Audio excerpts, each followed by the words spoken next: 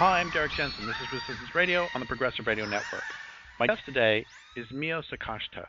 She directs the Oceans Program at the Center for Biological Diversity. She's an attorney and works primarily on marine conservation. So first off, I would like to thank you for being on the program, and I would like to thank you for your work in defense of the oceans.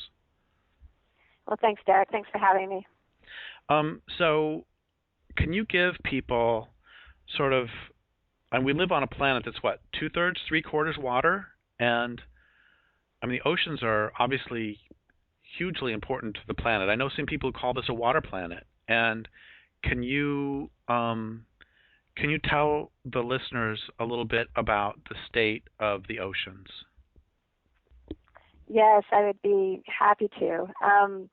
So one of the things is that we all know that our oceans are just amazingly beautiful and incredible resource that's out there. And our oceans are actually teeming with wildlife, and they have sea turtles that migrate from Japan to the Pacific coast of the United States, and we have whales that roam up and down our coasts.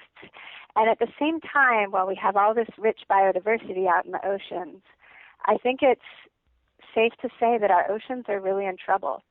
There was a report in Science magazine just a few weeks ago that clearly made this statement, and the scientists were really warning that marine life it's on the verge of a crisis, and so our oceans are facing an extinction crisis if we don't take steps now to address some of the threats that are out there. And you know, one of the things is that the oceans, they are probably our most vast wilderness, yet we are polluting them, and there are so many activities caused by humans that are impacting our oceans that we really need to take a step back and start treating our oceans like we care about them. So what are some of the threats to the oceans? I know, for example, that there is, or last, it was 5 years ago, there was 10 times as much plastic as phytoplankton in the oceans. I know that if you weighed all the oceans and all the fish in the oceans in 1870, and then weighed them now, they would weigh the weight of all the fish would be about 10% of what it was then. Those are some effects, though. What are some of the threats? I think you hit on some of the very key points about what the threats are in the oceans. Plastic pollution is clearly an overarching threat to wildlife in the oceans. You know, I'll quickly just run through a few of the threats, and then maybe we could go into a little more discussion about some of them. Probably some of the biggest overarching threats to our ocean ecosystems, and one of the things that's really going to potentially drive this extinction crisis is greenhouse gas pollution. And we see a couple of very important effects from greenhouse gas pollution of ocean warming and ocean acidification. On the flip side of that, we're also exploiting our oceans to get more dirty fossil fuels out of them. So we're have a lot of offshore oil and gas production off the coast of the United States and actually around the world, and that's only contributing to those overarching problems even more. Noise in our oceans. We have ships that are constantly transversing our oceans and putting out a ton of noise. Navy sonar, military sonar from different countries that can cause animals to go deaf and can cause them to strand. And exploring for oil and gas also causes a lot of noise pollution. And you had also mentioned that, we once had these abundant fisheries. You could go, fishing off the Gulf of Maine, and you'd have so many cod that you didn't even know what to do with. And now cod are basically on a path to extinction, and they're just critically endangered right now. And the regulators are trying to take steps to stop them from completely going extinct, but they're at the lowest historic abundance ever. And so we can talk a little bit more in depth about some of those different threats, and if that makes sense. Yeah, absolutely. So which one would you like to talk about first? Well, you started out with plastic pollution, so we could go ahead and start there. And that's something I think that's probably pretty close to a lot of our listeners, because I think we're just surrounded in plastic every day. The stuff that comes across through our house, and you see when you're out to lunch is that we have plastic everywhere, whether it's grocery bags, food containers, coffee cup lids, the packaging that our food comes in. We encounter plastic in almost every piece of our life, and a lot of that plastic ends up in our ocean, and it never goes away.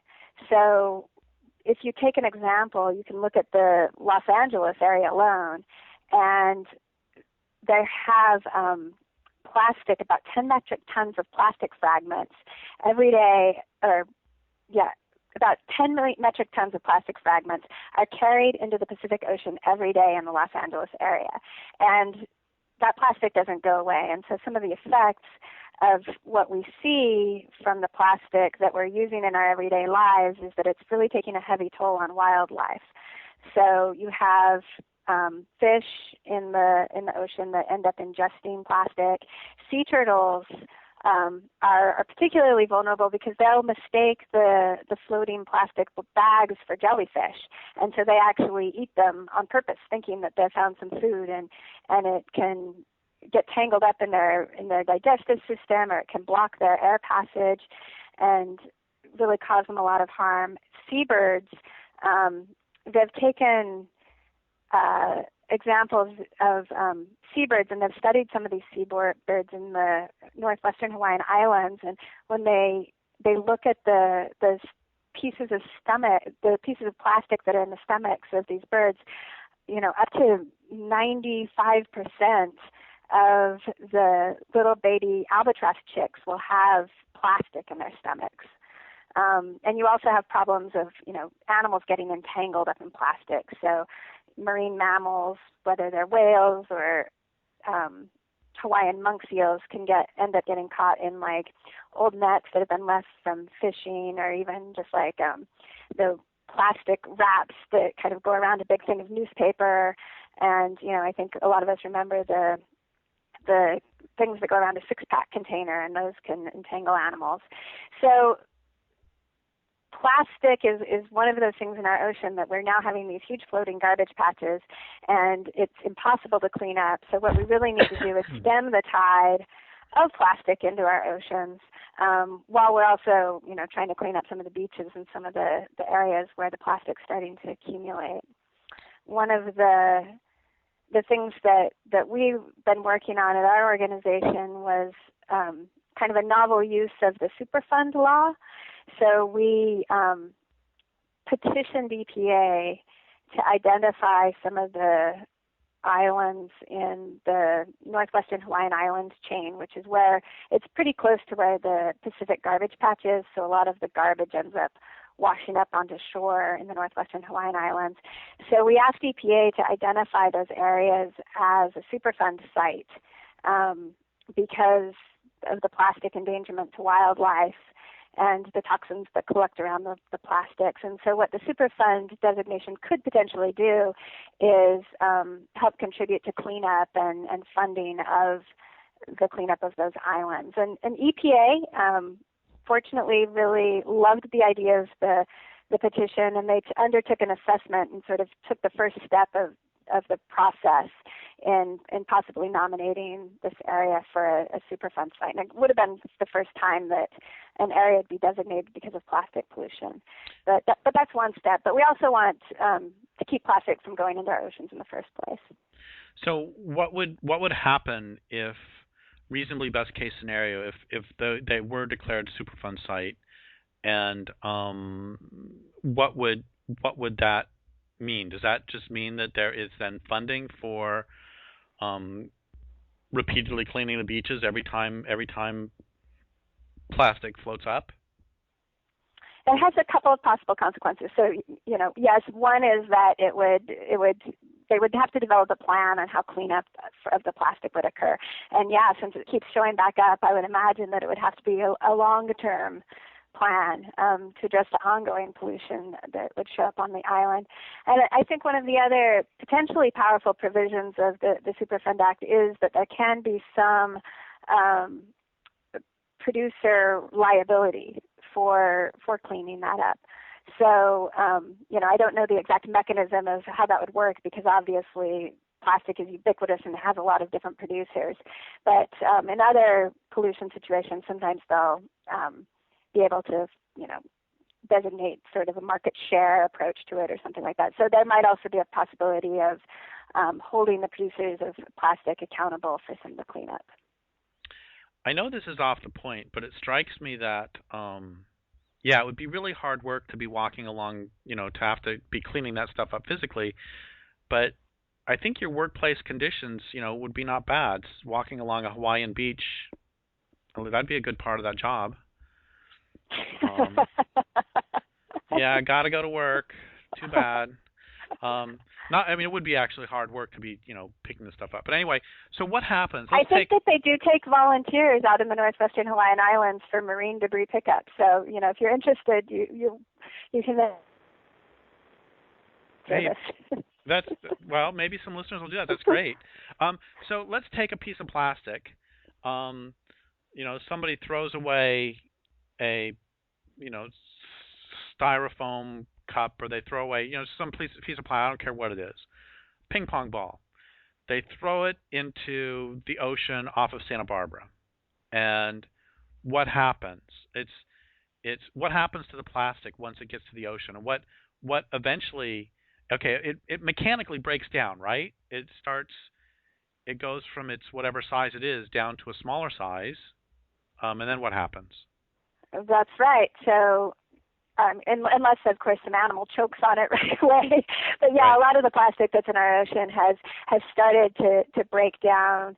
Plastic does not degrade quickly, so it is actually kind of a long process, but there's a lot of motion and action in the oceans that'll break plastics up. But what they do is they don't completely go away, so then you end up with these microplastics, which become very difficult to clean up. And a lot of our listeners have probably participated in some of those coastal cleanup days where you can go out and count the number of cigarette butts you clean up and coffee cup lids. But a lot of the pieces that you can't pick up are those that are really, really small, smaller than your fingernail. And those are the ones that are also starting to gather up and go out into our dryers in the ocean and collect in, like the Pacific garbage patch, where I think you had mentioned in part of the introduction to this section that you can have plastic particles that are suspended in the water that are actually more plastic. They outnumber the number of like plankton and zooplankton and things that other animals would eat or other wildlife. So they're floating out there, suspended in the ocean, and being mistaken for food, and getting in the path into the food chain. So it'd be like for every 10 bites you take, 9 of them are plastic. Yeah. Yeah. In the Pacific garbage patch, I think the number is that plastic outnumbers the zooplankton 6-1. So, one of my fantasies has been that, and I want to be really clear, and I don't know how well you know my work, but I am all for stopping this culture from killing the planet using any means necessary. And so I'm not one of those people who says, oh gosh, we can do whatever we want because nature's so resilient. I'm not one of those people at all. But having said that, one of my fantasies, every time I see some news article about how there's some sort of fungus who eats plastic, it makes me really happy. And is there any realistic short term, because obviously long term the world's going to do whatever the world does, but is in the short or medium term, is there any hope? I hate that word, but is there any realistic possibility? Once again, I'm not letting plastic producers or anything off the off the hook here.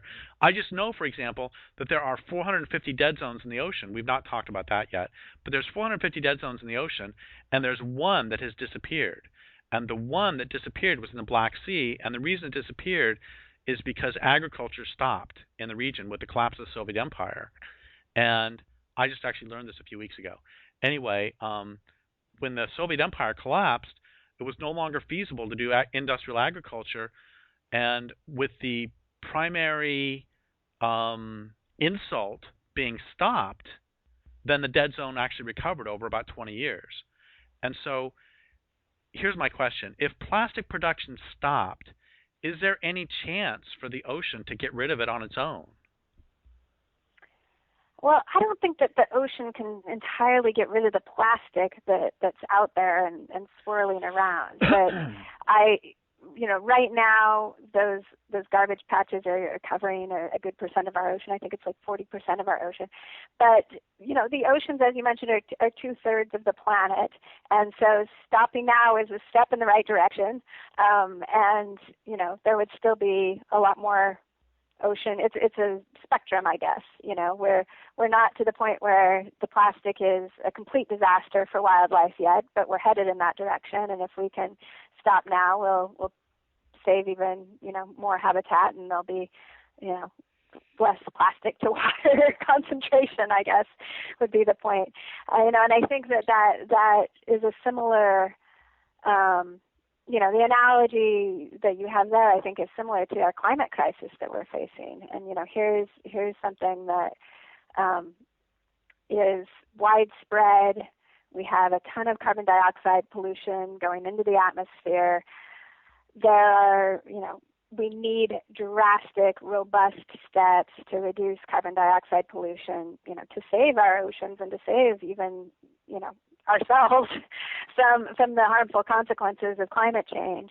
And but again, I think it's a spectrum, and the better steps and the quicker we can take them now, the more likely we'll be able to prevent some of the worst consequences of ocean acidification or global warming. Well, that makes a nice segue. So let's talk about that. I think most people who are listening to this know what the greenhouse gases are leading to global warming and where they come from. But take it from there to ocean acidification. Yeah, so greenhouse gases, carbon dioxide, just as it goes into the atmosphere, is also absorbed into the ocean. And the ocean actually absorbs about 22 million tons of carbon dioxide every day. And that carbon dioxide, while it's provided a great buffer against, climate change, what it has done is it's had an impact on our oceans. So when carbon dioxide goes into the water, it's kind of like a sponge sucking up the carbon dioxide, and it changes the chemistry of the water, causing it to become more acidic. And so what we've seen since the beginning of the Industrial Revolution, the oceans have become about 30% more acidic due to carbon dioxide emissions from our power plants and from driving cars and from land use changes. And the impact on marine life is potentially very severe. So we've already seen some of the early impacts of ocean acidification along our coast. The West Coast is particularly vulnerable to ocean acidification. And in the Pacific Northwest, some of the oyster hatcheries up there have had massive failures because the waters have become so acidic. So, where I think for about 6 years now, there's been a severe collapse in oyster production, and billions of oyster larvae have perished because the waters have become too acidic off the West Coast during their young stage. And what acidic waters do is they can both prevent an animal from growing its protective shell or skeleton, and they can also start to dissolve animals if it gets acidic enough. And in addition to the to the shellfish problems in the Pacific Northwest, we've also seen off the coast of California here, they've taken surveys of the plankton off the coast and found that offshore, up to like 50% of this one type of plankton, pteropods, have these severely dissolving shells. And they're relating that to the increasingly acidic waters here. And they've also found that corals in different areas of the world, in the Caribbean, off the Great Barrier Reef, are growing more slowly. And in some areas, like they're, not growing as large as they would have because it's, harder to grow their skeleton in these more acidic waters. Yeah, and something that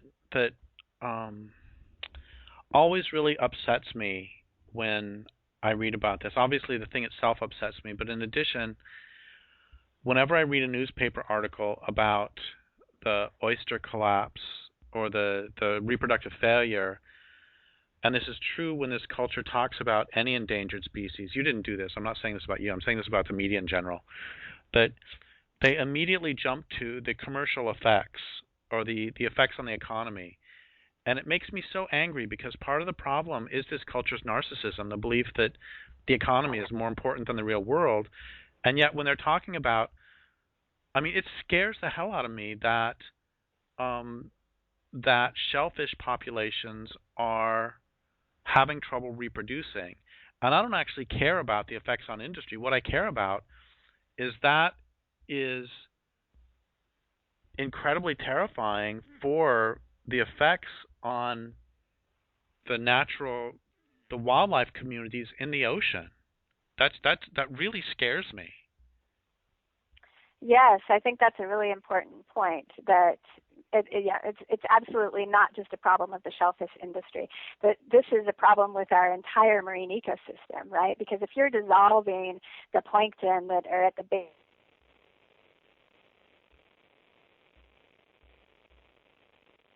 Are you there? And wait. Can you back up because the phone crapped out for a second? Sure. So the last thing I heard you say was that if you're talking about plankton at the base and then. Yeah. So I was saying that if with ocean acidification, if we're talking about plankton that are dissolving at the base of the marine food web, the repercussions are going to go up the entire food chain. So, anything that preys on those plankton may have trouble finding food or will have to shift to a different area where the ocean acidity is not as troubling. And then you have, an entirely different ecosystem regime going on. And, right now we're just at the cusp of seeing some of these early symptoms. And there was a study done off the coast of Washington that they were looking at tide pools and also measuring the acidity of the waters that were just off the coast there. And what they found was that, when these times of year, it happens most severely during certain times of year when we have an upwelling off the west coast. And so during these certain times of year, when the waters were more acidic, the animals in the tide pools would almost completely change in composition so that, whereas before you would have had many more mussels and shellfish, in times when, in the years where they started to see more ocean acidification, those were being replaced by, kelp and seagrasses and things that were, didn't need to build a shell. So it's an example of where we can see just in one little tide pool what might be, happening more, in our ocean ecosystems that are just off the coast. And it's certainly not restricted to just affecting the shellfish industry or the fishermen. So what are some of the other effects that you foresee for ocean acidification and then not just ocean acidification, but also the warming of the oceans? What are some other effects that you expect to see if that continues unabated? Right. So one of the big concerns that we've been working on here at the center is the coral reef crisis. And we've already seen up till now many coral reefs losing up to 50% or even in some areas 75% of their coral coverage. And our coral reefs, even though they only occupy certain portions of the ocean, they do harbor, I think, 25% of the marine biodiversity. So, the fish and the plankton and all of these different environmental communities really depend on coral reefs. And there's also actually deep water corals as well,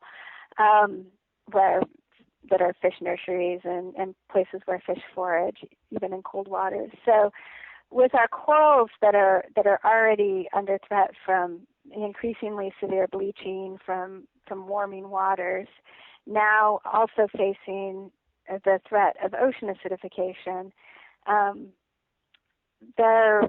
this is an ecosystem that's really endangered. And indeed, just this last year, there were 20 corals that were placed on the endangered species list because of threats from climate change and ocean acidification.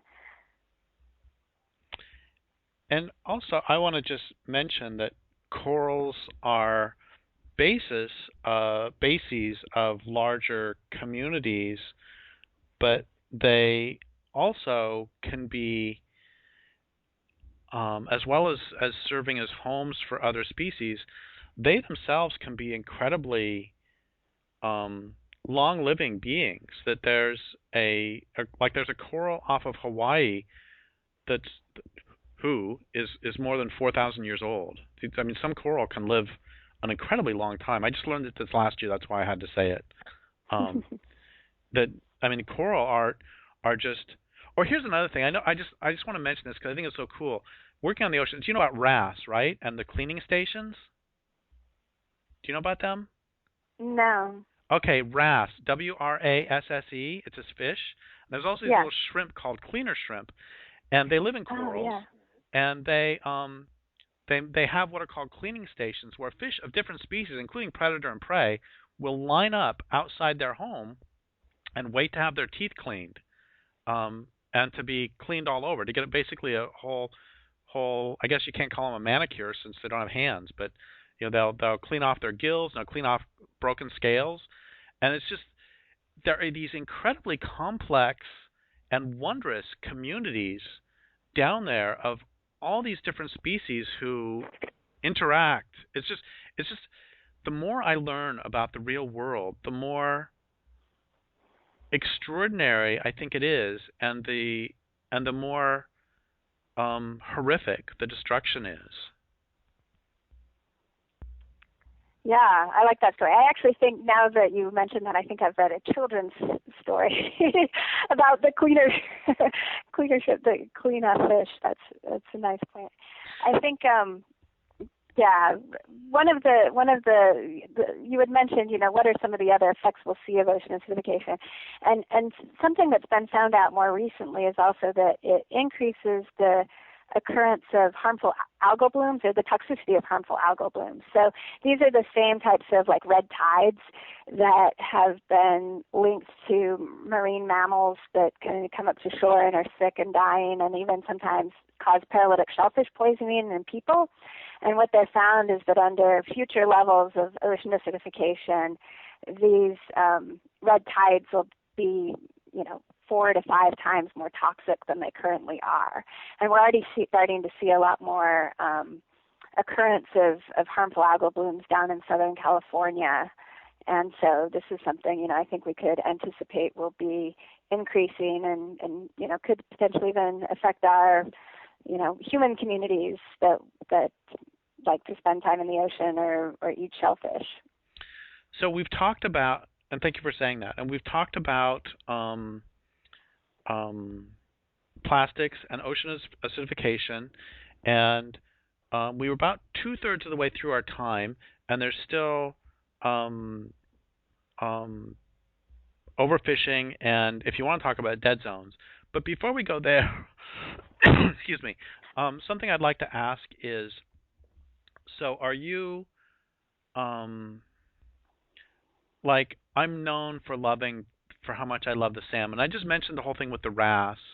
And are there parts of the ocean, this is not larger analysis, but more just you, are there parts of the ocean or creatures in the ocean or plants in the ocean or anything that especially speak to you and that you especially love and you just think are just the coolest things in the world? I mean, anybody you want to give a shout out to that you don't normally get to? I love sea otters. I'm a surfer, and one of my favorite things to do is to go out surfing in Santa Cruz and see the sea otters playing in the kelp. I think that they're just amazing critters, and they're also endangered, and part of our coastal ecosystem that really needs protection. But it's hard to pick out just one. I love all the whales. I even love the tiny little pteropod that is that at risk from ocean acidification. Yeah, so it's hard to pick. There's so many cool ocean critters. Well, okay, so I'm going to ask you to pick anyway. So pick either sea otters or the other creatures you mentioned whose name I don't remember right now, or whales or whatever it is, and take like 1 minute and have audience members just fall in love with them. Like just say a couple, 3 cool little factoids. Like I know for sea otters, don't they wrap themselves in kelp sometimes? They don't float away if they go to sleep or something? I mean, just say some cool things about whichever one of these you want to choose. All right. How about I choose sea turtles? And okay. First I say sea otters, then I keep changing. So our sea turtles have been around since about the time of the dinosaurs. And the sea turtles that we have off of our coast here in California, or I'm not sure where your listeners are listening in from, they can grow to be, 300 pounds. These can be enormous sea turtles. And they take on these incredible journeys across the ocean, crossing entire oceans. I said in the beginning from Japan to the Pacific coast of the United States. And they eat a lot of different things. They love to eat jellyfish. They're in trouble though. They get caught in fishing gear in their long journeys that they take across the oceans. They, accidentally ingest plastic bags and different things like this. But sea turtles, the other thing is that they nest in they have a lot of site fidelity for a particular beach. So the same sea turtle will go back to the same beach every year, every time that it goes back to nest. Another kind of interesting tidbit about sea turtles is that their sex, whether they're male or female, depends in part on the temperature. So as the climate change is changing the temperatures of our coasts and our beaches, we might start to see a lot more female sea turtles because the temperature of the egg determines which gender it is. And let's say you're a 300-pound sea turtle, and let's say you are, let's say that humans, you don't have to worry about humans or fishing nets or anything. Who would eat a 300-pound sea turtle? Or by the time you get to 300 pounds, are you pretty much not many people are going to eat you? Yeah, I think you're mostly at risk when you're a little sea turtle, but I think you do encounter a lot of different types of habitat threats as you grow up. But once you get to be an adult, it's like I was reading that lobsters, time they get to be huge, really the only ones who eat them are sea cod and humans, for the most part. So it's basically the same with sea turtles. That once they get to be really big, they're not like do any of the big whales eat them or anything? Or I have no idea actually. I'm just wondering. Not that I know of. Huh. Okay. So I need to go take a marine biology class. You know what? I would actually, the next big threat I'd like to talk about, because it's they just made a big announcement yesterday about it, which is offshore oil and gas. Can we go there for a little bit? Absolutely. And it actually fits in well because it's sort of the flip side of the carbon dioxide that we've been talking about causing ocean acidification. So just yesterday, the Obama administration announced its new 5-year plan for oil and gas leasing. And, on one hand, while we have Obama talking about, how important addressing climate change is, on the flip side, then he's going out and making a proposal that's going to lease these vast areas for fossil fuel exploitation off of our coasts. And so a couple of notable things about the proposal that stood out to me. I mean, really, we should be having no new leases if we're really looking at addressing our climate crisis. But not only that, but this 5-year plan not only proposes a bunch of new leases, but it also proposes leasing off the Atlantic coast and off the Arctic, where in large parts oil and gas drilling in those areas has been off limits. So it's not only leasing more area off our coasts for offshore oil and gas, but it is also taking areas that have been closed and opening them up. And I think that this is it's a big carbon problem, one, because we're pulling these fossil fuels out of the ocean, but it's also obviously poses the risk of the next Deepwater Horizon spill. And also even here in California, one of the campaigns that we've been working on really heavily in this last year has been offshore fracking. So, like we've had this big fracking boom in the United States, we recently discovered that they're fracking offshore wells off of Southern California. And what fracking is that they take water and a bunch of chemicals and they pump it at high pressures into a well to try to get more oil out of the well. And it's similar to fracking on land. And similar to fracking on land, it poses significant dangers because these chemicals are really toxic.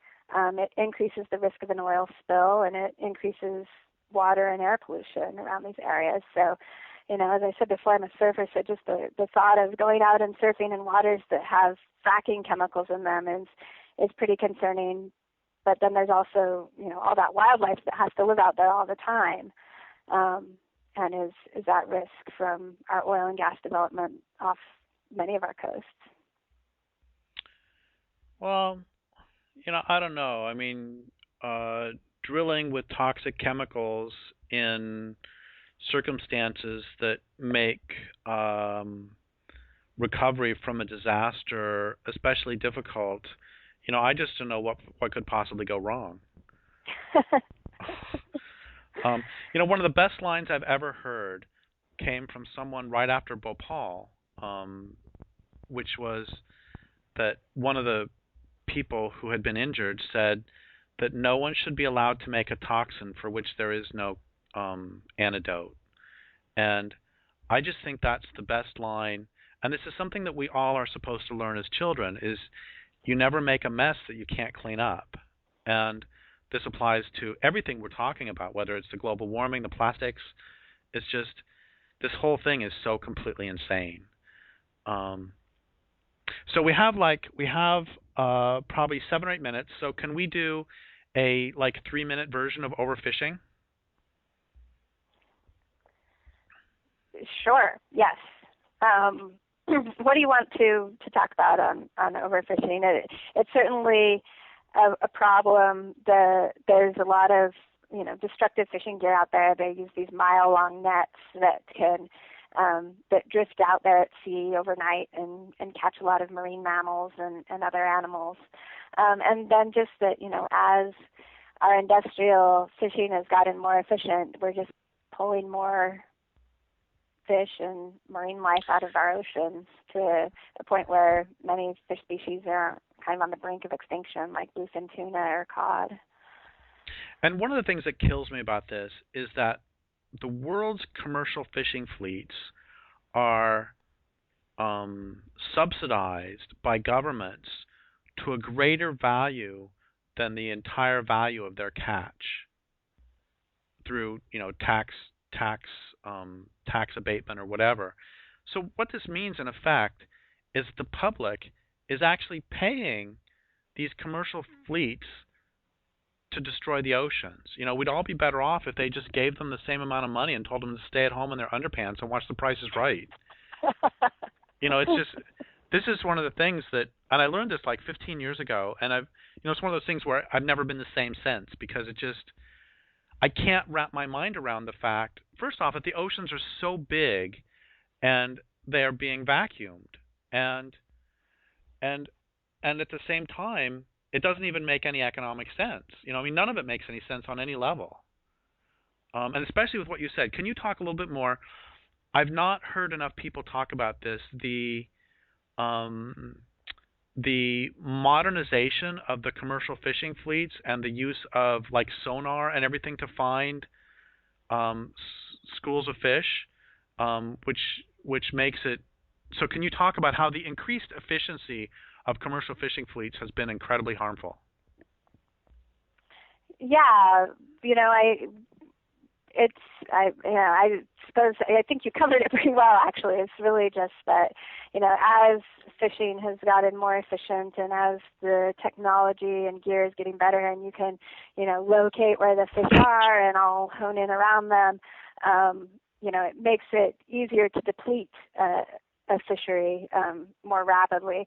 But I think in all of this discussion, though, we're talking about so many of these harmful threats to our oceans and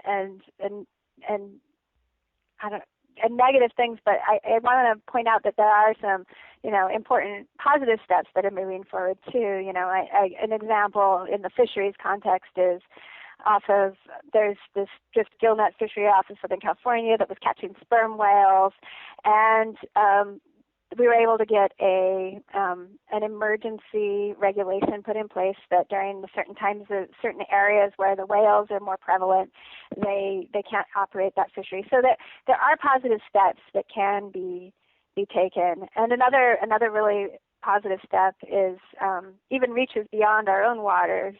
And one provision of our marine mammal protection law says that we shouldn't be importing seafood that comes from fisheries that catch a lot of marine mammals and that have worse protection standards than our own laws. And so right now the United States is actually in a rulemaking process to start to finally use that provision of the law, but to really start to certify fisheries that should be able to import seafood and not certify or actually ban the imports that might be causing too much marine mammal bycatch. So there are some positive steps that can be taken, and I think that that's true across a lot of these different threats that we've talked about. Ocean acidification and fossil fuels. I mean, they seem like big pieces to bite off, but one of the things that we talked about previously was that this is really a spectrum. So what we can do now to reduce carbon dioxide emissions, and certainly one step is under the Clean Air Act. We've been trying to use the Clean Water Act to get waters that are identified as impaired that have too much ocean acidification, so that we can start to come up with plans on how to reduce that pollution problem. And I think there's a lot of different positive steps that people can take. Reducing their plastic bag usage is obviously one that can help address the plastic pollution problem. So it's not all doom and gloom. And actually, even that Science magazine that I mentioned in the beginning that says we're on the course for many marine extinctions also does make the note that it's not too late, and we do still have a lot of biodiversity that we can take positive steps now to deal with. So I have really two questions left, and thank you for all that. And one question is, if they made you the queen of all things ocean, so you can put in whatever policies you want, except you can't get rid of industrial civilization altogether. You can do that like in a year or something, but you can't do it for your first year. So basically, if you were once again going to be the queen of all things ocean, and you were going to deal with for example, plastic. So once again, what would you do, or what would you do with overfishing? You're going to be, you can put in policies. Once again, you can't get rid of capitalism yet, and you can't get rid of industrial civilization yet. But you can do whatever you want for the oceans, and we will also guarantee that, like, the big fishing companies won't assassinate you for at least the first 6 months. So what do you do? What policies do you put in place that are going to defend the oceans from whatever threats you want to defend them from? All right, I'll take rain as queen of the oceans, and the two overarching policies that I would put in place. One would be that I would put a strict cap on carbon dioxide pollution. So scientists tell us that we need to stay below 350 parts per million of carbon dioxide in the atmosphere. And that would be my number one priority, is to establish that cap on carbon dioxide pollution. All the industries would need to, cut back their their greenhouse gas production and actually probably start sucking some of that carbon dioxide out of the atmosphere. And then the second piece that I would do that would complement that is that there should be no fossil fuel development on public lands. So whether that's in our national forests or in our outer continental shelf in the oceans, our public lands should not be the source of contributing to that climate crisis. Okay, that's great. And then my last question is, and this is pretty much how I end most of these interviews, because what I really want to do with this whole series is to get people, the big distinction I always think is not between the people who believe that militant resistance is necessary and those who don't. The big distinction is between those who get off their butts and do something and those who don't do anything. And what I really, really want for this is to activate people to do something. And so what do you want for listeners of this interview to do specifically to help the oceans? What are some things they can do? Well, one thing, first of all, that plan that I told you that Obama just put out about offshore leasing is open for public comment right now. And so they should write the Department of Interior or Obama, or, you can go on the Department of Interior website and find out exactly where to send this message to. But send that message that we shouldn't have new leases for offshore oil and gas. So that's one concrete step that hopefully the climate president would respond to. A second thing is, we talked a lot about plastics. Just, stop using plastics in your own life, or make a commitment to reduce the amount of plastics that you're using. I think I've read some stories about this woman who worked for an aquarium that actually, cut out all plastics in her life except for the liner of her cat food can. But I think that, short of doing that, there's a lot of, using your own grocery bag when you go to the store and just reducing the amount that you as a consumer put into that waste stream.